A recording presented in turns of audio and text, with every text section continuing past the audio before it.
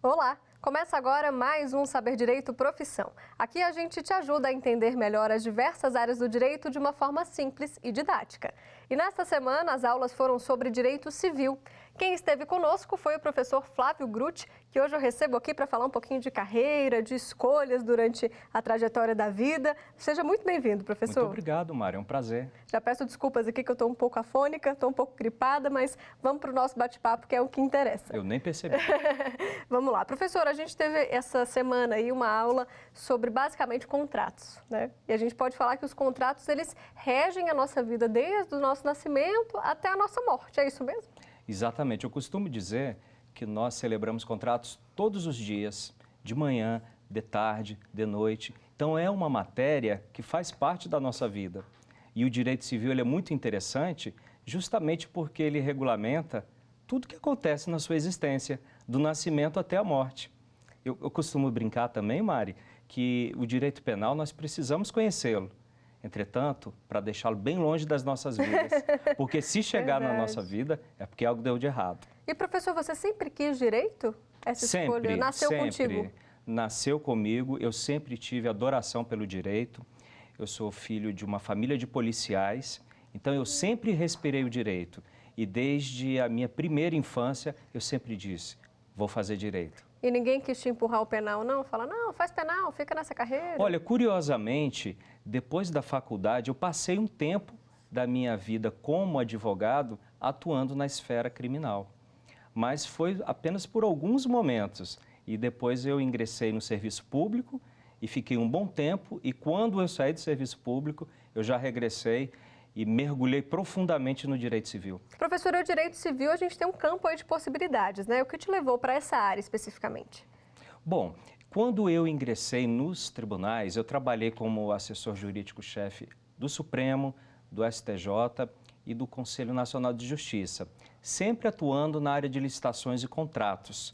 Eu comecei a respirar contratos e quando eu deixei o serviço público e voltei para a área privada, os contratos estavam assim imersos na minha vida. E você começou pelo contrato mais difícil, né? Porque dizem que licitação é um negócio... Não é nada fácil, não é nada fácil, tem que ter uma cautela exagerada, porque nós movimentamos recursos milionários e além daquela vontade de fazer bem feito, de gerir bem os recursos públicos, também tem a questão da responsabilidade. Então, para executar bem os contratos administrativos, eu comecei a estudar muito a teoria geral dos contratos privados, que são aplicados supletivamente. E aí, gradativamente, eu fui deixando para trás aquela veia de advogado criminalista. Professor, você fez especializações também nessa área? Fiz especializações sempre em direito civil e direito das famílias e direito das sucessões. Engraçado, porque o direito civil ele é muito amplo, ele começa lá na parte geral, passa pelas obrigações, pelos contratos, pelo direito das coisas, depois vamos para o direito das famílias e depois direito das sucessões. E aí, engraçado, eu sempre também tive um desejo muito grande de ser professor. Isso nasceu na época da faculdade, porque eu tive um professor que ele não dava aula, ele lia código. E aquilo me incomodava bastante, porque não se revelava sedutor para mim, tampouco para os meus colegas. Eu falei, um dia eu vou ser professor e não vou ser igual a esse sujeito. E aí que foi que eu comecei a gostar, desenvolver os estudos. E quando eu voltei para a advocacia, Mário, eu precisava de um ramo que me desse um retorno financeiro mais rápido. E qual que é o ramo hoje que você trabalha, professor? Eu sou contratualista e familista. E quem atua no ramo do direito das famílias também atua no ramo do direito das sucessões. Predominantemente, a minha atividade enquanto advogado tem sido na seara do direito das famílias.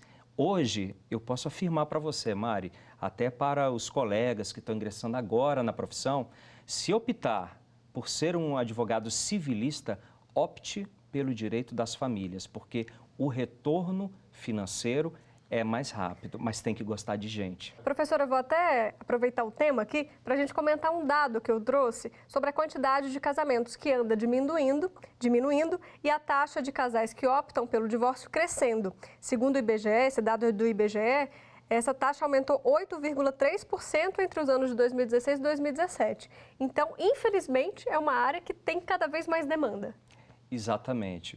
Eu tenho observado, Mari, isso é muito curioso, porque, por exemplo, eu sou casado há 29 anos, eu casei muito jovem, e na minha época eu ainda tenho muito arraigado aquela necessidade de manter o casamento, manter a integridade familiar, manter o núcleo, manter o lar, manter as melhores condições para o meu filho. Eu luto para manter o casamento, assim como a minha esposa.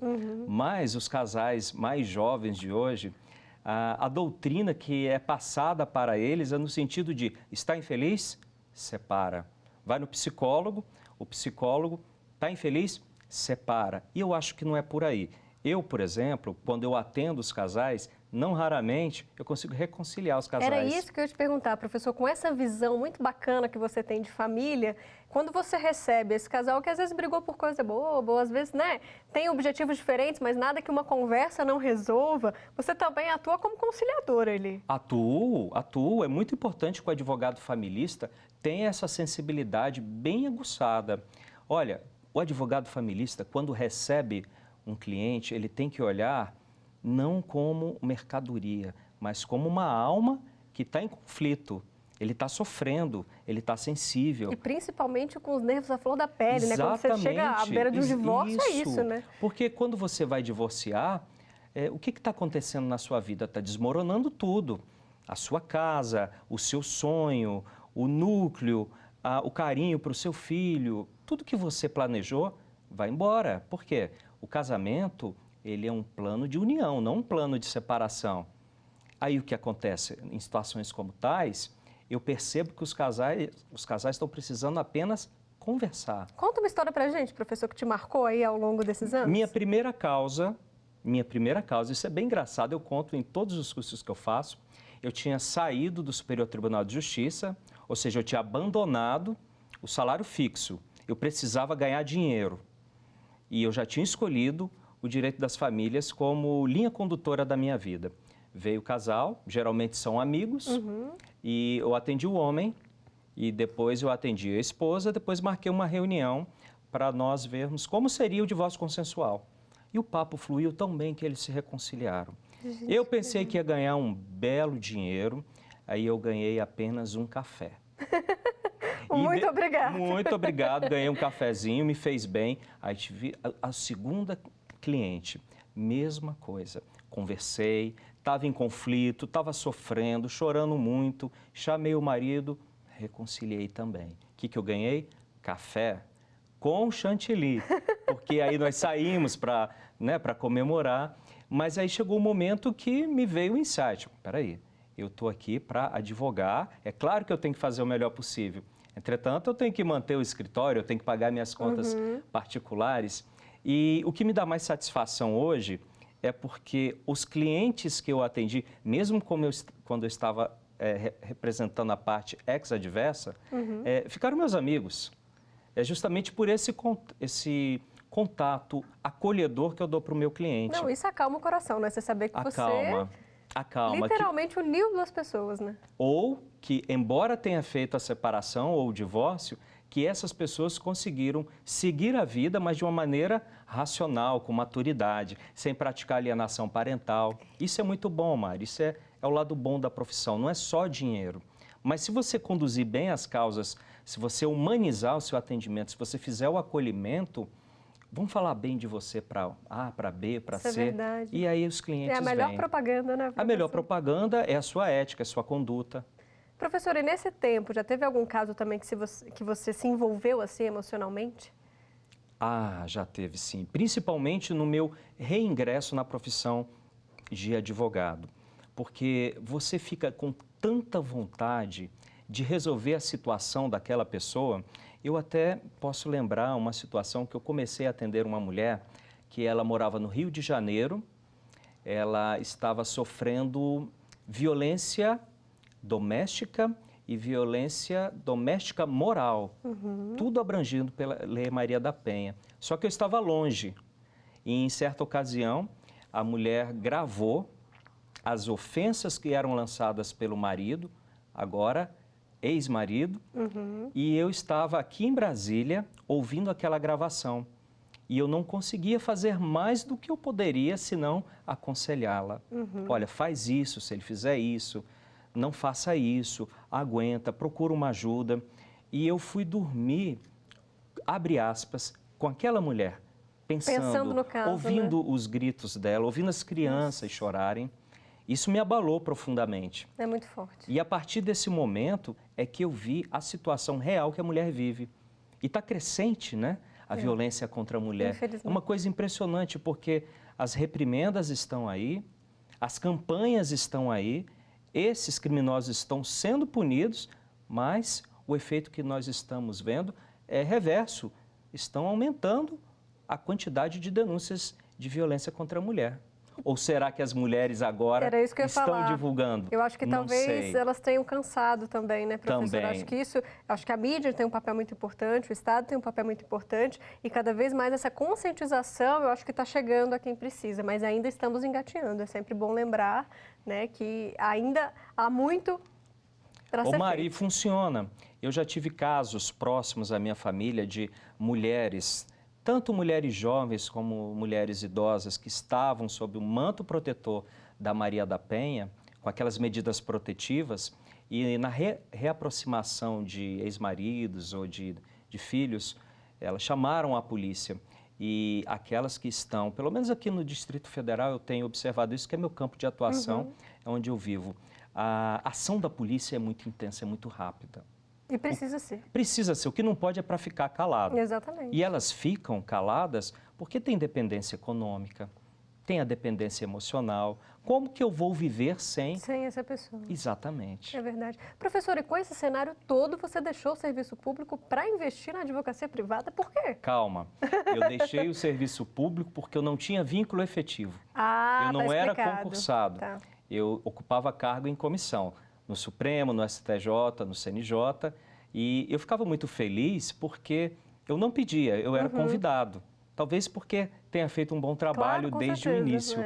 Mas chegou um momento que você tem que fazer um direcionamento na sua carreira. A idade já avançava, o tempo fluía, e eu falei, olha, daqui a pouco eu estarei velho, entre aspas, né? Sim. E sem uma carreira. Foi aí que eu decidi voltar para a advocacia e fomentar ainda mais a minha veia de ser professor, porque eu gosto da advocacia e da docência e faço a advocacia bem feita, mas o que me dá um prazer assim intenso é a docência. Eu sou completamente apaixonado pelo direito e pela docência. E sobre esse assunto, professor, a gente fala mais no segundo bloco, porque o Saber Direito faz uma pausa agora e já já a gente volta. Não saia daí.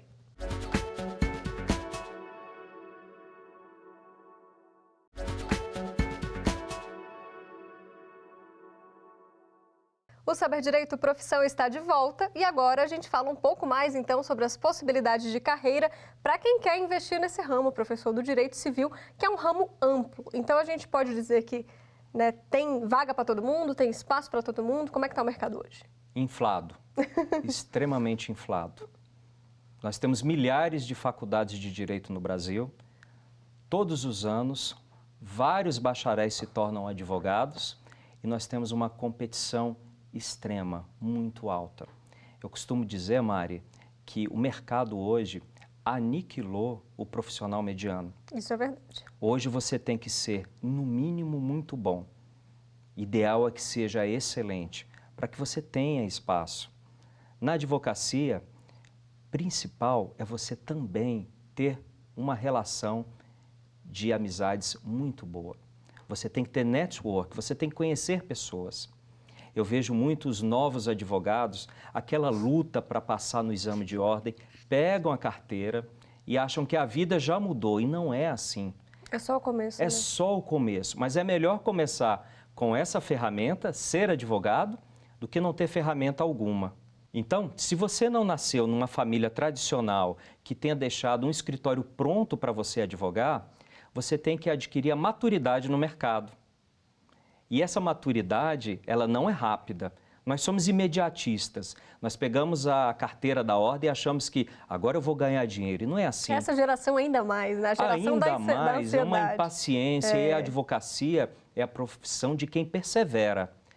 Eu afirmo, sem medo de errar, que são pelo menos 5 anos para você ficar, abre aspas, maduro no mercado. Veja a minha situação. Já formado há 28 anos, numa faculdade tradicional de Brasília. Um currículo extenso como assessor-chefe dos tribunais mais importantes do país. Quando eu saí do serviço público em abril de 2016, eu trabalhava no Superior Tribunal de Justiça. Eu pensei, com esse currículo não me faltarão clientes. Vai ser fácil. Não foi fácil, foi muito difícil. Eu demorei mais ou menos 1 ano e 1 ano e meio para ter alguma frequência de clientes me chamando. Pensei em desistir. Um escritório montado, muito bem arrumado e não tinha cliente. Bateu o desespero, bateu o desânimo, deu vontade de chorar, tudo, mas eu perseverei. E como é que você faz? Todo mundo tem que saber o que você está fazendo na vida. Eu tinha que mostrar para os meus amigos e para a minha sociedade, para o meu relacionamento, que o Flávio assessor jurídico já não existia mais, que agora existia o Flávio advogado. E é claro que você tem que fazer um fomento nas suas redes sociais, você tem que falar para todo mundo que você é advogado, você tem que passar cartão para todo mundo e, melhor, você tem que se especializar. O que eu digo é o seguinte, eu me especializei como advogado civilista, contratualista e familista. Não quer dizer, Mari, que eu não tenha que entender de constitucional, de administrativo e até de penal. O profissional hoje, na busca da sua excelência, ele tem que ser multifacetado. Você não pode se acomodar. Se você escolheu a advocacia, você tem que estudar até morrer. Professor, sobre mercado de trabalho e essas primeiras oportunidades aí que surgem logo após a gente formar, a Silvia, que é daqui de Brasília, fez uma pergunta e mandou para a gente via WhatsApp. Vamos ver. Professor, após formado, você teve facilidade para entrar no mercado de trabalho? O senhor acha que a nossa geração terá mais oportunidade? Bom, como eu disse, não tive facilidade nenhuma. Tive que lutar bastante e continuo lutando. A geração da Silvia não vai ter mais facilidade. Ela já tem maior dificuldade. Mas concorrência, né, professor? A concorrência é muito grande. Hoje, aqui em Brasília, nós temos, entre advogados ativos, mais de 40 mil. Eu não estou falando de advogados inscritos na ordem, que aí já está passando de 60 mil. Estou falando de advogados que efetivamente atuam, certo? Então, não tem facilidade. Por outro lado, no meu tempo de recém-formado ou no meu tempo acadêmico, eu não tinha facilidade que hoje todo mundo tem para estudar. Você está com a causa nova, você joga o argumento de pesquisa. No site do tribunal já aparecem centenas, dezenas, às vezes milhares. Os modelos, né? Modelos, tudo. Hoje está muito mais fácil. Agora, o que está faltando é que essa geração estude mais, maior dedicação. Vamos esquecer um pouquinho do imediatismo, de querer o dinheiro rápido, porque ele não vem, em regra, mas, por outro lado, você tem que demonstrar para o seu cliente que você domina o assunto e que você tem um conhecimento bem amplo do direito. Porque a tela mental, Mari, no momento que você atende o seu cliente, será formada nos 5 minutos iniciais. É verdade. E é isso que fica, né? É isso Ele vai te contratar a partir dali. Exatamente. Professor, vamos falar um pouquinho, então, das possibilidades? Na Direito Civil, a gente falou já que é um ramo muito importante, tem muitas possibilidades, mas onde que esse profissional pode atuar? No Direito Civil? Bom, primeiro, quem se forma em Direito e obtém a inscrição na Ordem dos Advogados pode se tornar um advogado público ou um advogado particular. Se ele optar pela advocacia privada e optar pelo direito civil, ele pode, na seara do direito das famílias, promover divórcios, alimentos, ações de guarda, ações de curatela. Se for para o direito das sucessões, ele pode se especializar em inventários, em testamentos. Se ele for para o direito das coisas, ele pode aprender um pouquinho mais sobre posse, propriedade e atuar muito com direito fundiário, reintegrações de posse, manutenções de posse. Na parte de obrigações e contratos, aliás, eu abro até um parêntese aqui, na parte de contratos é obrigatório que você saiba, porque você pode conquistar honorários, Mari, analisando contratos. Você pode ganhar dinheiro elaborando contratos. Na vida do profissional do direito, não é raro que você seja abordado para dar uma lidinha aqui no meu contrato. A lidinha no contrato custa dinheiro, é a consulta do advogado. E sempre tem no começo aquele primo, aquela tia. A vida inteira, a vida inteira, a vida inteira, principalmente no seio familiar. Aliás, o seio familiar para um escritório de advocacia é uma tristeza. O seio dos amigos mais próximos também é uma tristeza para o advogado, porque nós vendemos, né, o nosso serviço intelectual, nós não vendemos mercadoria. E as pessoas pagam por mercadorias numa boa, mas para pagar um advogado, mas Flávio, só uma lidinha, você vai me cobrar uma consulta? Só uma lidinha, porque eu estudo de segunda a sábado, invariavelmente, para dizer se o seu contrato é bom ou se o seu contrato é ruim. E de onde surgiu esse desejo e a partir de quando que você começou na academia? Olha, eu comecei a lecionar aproximadamente há 7 anos na graduação. Eu permaneci na graduação em 2 faculdades, acho que foi por 5 anos. Em determinado momento surgiu o convite para atuar na Escola Superior de Advocacia, aqui da OAB-DF, que é chamado de ESA. Lá eu também permaneci por aproximadamente 3 anos. E de lá para cá eu comecei a desempenhar um papel maior na formação, na atualização de advogados que já estão na carreira. Porque o que eu observo e me causa uma certa tristeza? O bacharel em Direito, ele luta para concluir. Depois ele luta para passar no exame de ordem. Depois ele luta para captar cliente. Luta para receber do cliente. Depois que pega a causa, fala, o que eu vou fazer agora? Porque é difícil. A atividade do advogado, você tem que ler, entender o direito e você tem que propor a solução. E a facilidade de errar é tamanha. E essa é a minha preocupação. Os advogados em início de carreira ou aqueles que já foram advogados estão voltando. E aí eu comecei a me dedicar com maior intensidade para os cursos de treinamento de profissionais já habilitados. Olha que legal. E cursos é um público práticos. diferente, né, professor? Não é aquele público que está no comecinho, é um público que já está interessado. Acho que até a aula deve render melhor. Mari, né? com certeza, quando você está dando aula na graduação, você primeiro tem que se preocupar com a disciplina.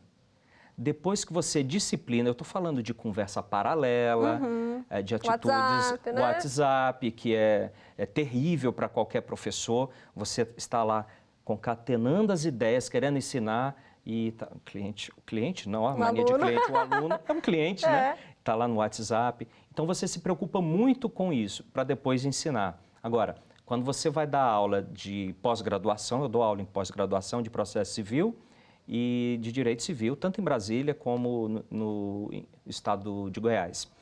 E aí você não se preocupa com disciplina, você se preocupa apenas com o ensino. Isso é bom. Quando você vai passando muito tempo na profissão de professor, você já vai perdendo a paciência de se preocupar muito com a disciplina. Os públicos são diferentes. E o que te encanta na sala de aula? Você fala com um brilho nos olhos. Sério? O que te encanta nessa profissão? Ajudar. O que me encanta é, de repente, aquele aluno falar assim, professor, me ajuda pelo amor de Deus. Eu peguei essa causa, eu não sei o que fazer. Eu também não posso pegar e fazer. Sim, tá? Aí que está o papel de ensinar, né? Aí eu falei, olha, eu acho que o melhor direcionamento nessa causa é esse. Se você for para audiência, acontecer um incidente como tal, você haja assim. Eu ensino até comportamento daquele aluno ou daquele jovem advogado perante uma autoridade, porque eu trabalhei muitos anos, aliás, metade da minha vida profissional foi trabalhando com autoridades do quilate de ministros, né? Então eu sei lidar com eles, né? Eu sei lidar, são pessoas muito ocupadas. Eu ensino isso para os alunos. E aí quando eu passo algum direcionamento, tanto de conduta como de comportamento técnico jurídico, eles falam depois, professor, sabe aquilo que você me falou? Eu falei, sei, às vezes nem lembro. Aconteceu daquele jeito. Aí me dá um abraço. Poxa, não tem preço, Mari. Não tem preço. Que bacana. Professor, chegou outra pergunta aqui pra gente, é do Thales, de Bragança Paulista. Pode rodar. Na minha opinião, a carreira de advocacia é uma profissão nobre e necessita de devoção absoluta. Nesse contexto, o senhor acha que dá para o profissional dividir seu tempo com outra profissão totalmente oposta ao jurídico? Que bela pergunta, que bela pergunta. A resposta é um sonoro não. Não tem jeito, não tem jeito. Se você optar por ser advogado, por seguir no mundo do direito, a segunda profissão tem que ser do mundo do direito, porque senão você vai ser ruim nas duas. Eu, por exemplo, eu sou advogado. Passei boa parte da minha vida como assessor jurídico. Qual é a minha segunda profissão hoje? Professor. Professor de direito. Ou seja, você se atualiza o tempo todo. O melhor estudo que eu tenho é no tocante à preparação das aulas. Porque quando você está preparando uma aula, Mari, você fica imaginando qual pergunta que os alunos farão. Por exemplo, eu gosto muito de dar aula presencial, porque eu gosto de gente, eu gosto da interação, eu gosto de conhecer 1 milhão de pessoas. No online a gente não tem, né? Ah, não, no online você não tem. A primeira vez que eu dei uma aula no online foi interessante, porque eu olhava para a câmera e eu não tinha a menor intimidade. Eu me sentia nervoso, palpitação, eu errava com frequência. Eu falei com o meu filho, então, com 7, 8 anos, falei, filho, eu não gosto de dar aula gravada, eu gosto de gente. Por quê, pai? É porque eu não me sinto bem. Aí ele falou, vou te dar um presente. Ele me deu um bichinho, um dinossauro. Falou, pai, você bota em cima da câmera e dá aula para o dinossauro. E funcionou? Funcionou de forma brilhante. Aí eu botei aquele dinossauro no equipamento e aí veio uma certa facilidade. Agora, eu confesso, quando eu vou entrar numa sala de aula com 150 alunos, claro que dá um frio na barriga. Né? O Ayrton Senna dizia que você tem que ter um pouquinho de medo, porque senão ele morreria. E se você não tiver um pouquinho de receio, você não se prepara bem. A autoconfiança sem limites não é interessante. Então, para eu falar 3 horas, eu estudo 4, 5. Agora, quando eu entro num estúdio para gravar uma aula, esse frio na barriga é mais intenso. Porque eu me sinto mais à vontade com os alunos do que com o equipamento de gravação. Mas é muito bom. Então, ele está coberto de razão aí na pergunta. Eu acho que ele já pensava nisso. Não dá para conciliar direito com outra matéria. Tá certo. Bom, professor, com essa dica o nosso programa chega ao fim. Eu agradeço aqui a sua presença, todos os ensinamentos passados para a gente. Muito obrigada. Eu que agradeço pela oportunidade. Até breve. Bom, e você pode continuar com a TV Justiça pela internet. Acesse tvjustiça.jus.br e não deixe de acessar o nosso canal no YouTube, TV Justiça Oficial. Muito obrigada pela sua companhia e eu te vejo na semana que vem. Tchau!